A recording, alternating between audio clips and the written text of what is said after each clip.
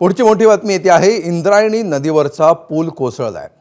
कुंडमाळ्याजवळच्या इंद्रायणी नदीवरचा पूल कोसळलाय। 20 ते 25 जण यामध्ये वाहून गेल्याची भीती आहे। तळेगाव दाभाडे शहराजवळच्या प्रसिद्ध पर्यटन स्थळ कुंडमाळा इथं इंद्रायणी नदीवर असलेला जुना पूल कोसळून ही दुर्घटना घडली आहे। रविवार असल्यामुळे पर्यटकांची गर्दी होती। अशात पूल कोसळून अनेक पर्यटक इंद्रायणीमध्ये बुडाल्याची भीती आहे।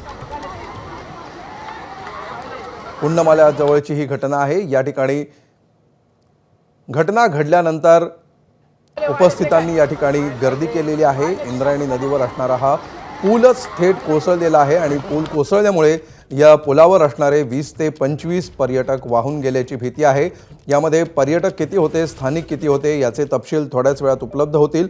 मात्र आत्ताची प्राथमिक माहिती समोर येते त्यानुसार 20 ते 25 जण या पुलावरून पडून नदीमध्ये वाहून गेले अशी माहिती समोर येते आहे। कुंडमाळा हे एक प्रसिद्ध ठिकाण आहे तळेगाव दाभाडे जवळचं।